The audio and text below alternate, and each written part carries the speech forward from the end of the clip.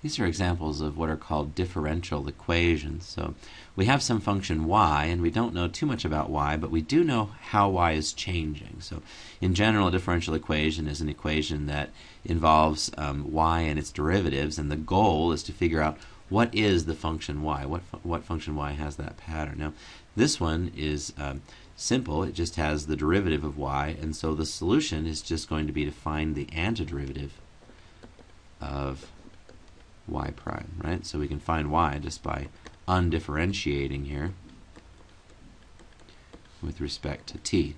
Of course, the antiderivative of the sum is the sum of the antiderivatives, so I can just work on finding antiderivatives of these two things. Let's see.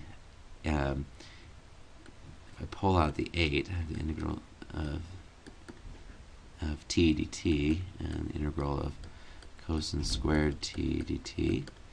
And what has a derivative that's t? Well, this is like t to the 1, so by our power rule, the power should increase by 1, but I'll need a 1/2 to offset that. There's this constant 8 out here.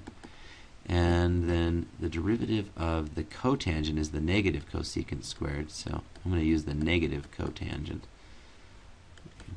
plus any constant c.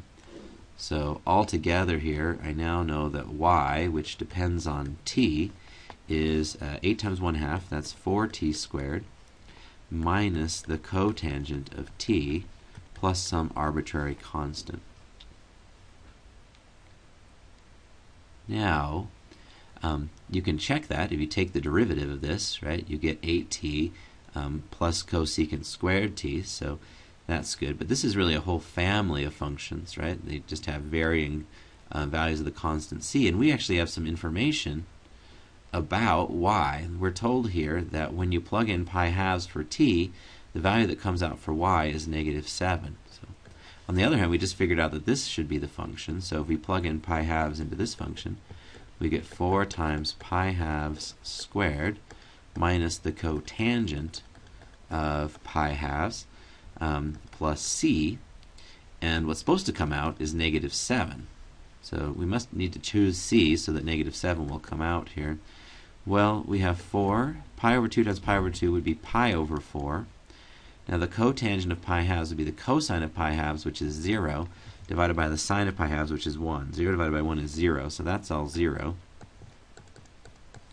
So this is telling me that the constant c should be -7 minus pi. Since we have pi plus c is -7, c should be -7 minus pi. So now we know not just a whole family of functions that y could be.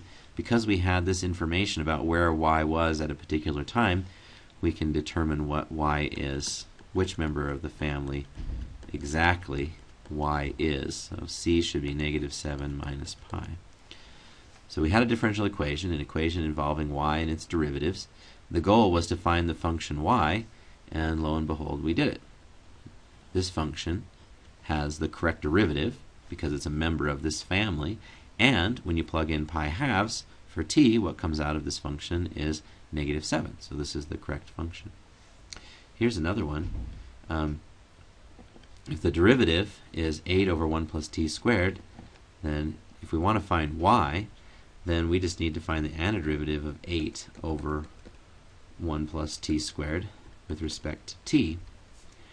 Now if I pull out the 8, I have the antiderivative of 1 over 1 plus t squared dt, and I know the derivative of the arctan would be that. So this would be 8 times the arctan of t plus any constant.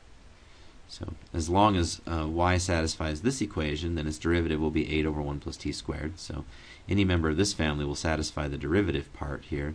But we also have this information that when t is 0, y is 1. So here's y as a function of t. When we plug in 0, we get 8 times the arctangent of 0 plus c, and that's supposed to turn out to be 1. So we're just comparing the information we got by finding the antiderivative, which included this arbitrary constant c, to information we were given. When you plug in 0, 1 should come out. Now, the arctangent of 0 is asking what angle between minus pi halves and pi halves has a tangent that is 0. and that would be 0. So we have 8 times 0, which is 0, plus c equals 1. So now we know that c equals 1. With that information, we can go back up here. We know exactly which member of this family y is. Y is 8 times the arctan of t plus 1. Let's do one more. This one's maybe a little bit more wordy. So the rocket lifts off the surface of the Earth with acceleration x double prime equals 20 meters per second. Oh, that should be per second squared, so I should have that per second squared. How fast will it be going 1 minute later? Okay, so we have acceleration, and we want to know about the velocity, right? Well, since the derivative of velocity is acceleration, right, or that would be the second derivative of position, then if we want to find velocity, we need to find the antiderivative of the derivative of velocity. In other words, we need to find the antiderivative of x double prime of t. In this case, we're told that x double prime of t is a constant 20, and so the antiderivative is 20t plus c. So the velocity is going to be equal to 20t plus c. And if you think about it, when a rocket takes off, it's sitting on the launch pad. It doesn't have any velocity to begin with. So the velocity at time 0 when they first ignite the rockets should be 0. With that information, we have v as a function of t is 20t plus some constant c. We know then that v of 0 should be 20 times 0 plus c, so that should just be c. But we also know that that should be 0, and that tells us the constant needs to be 0. So now we have v of t is going to be 20t, exactly. Now we have this t, it's measured in seconds, right? So this was in meters per second squared.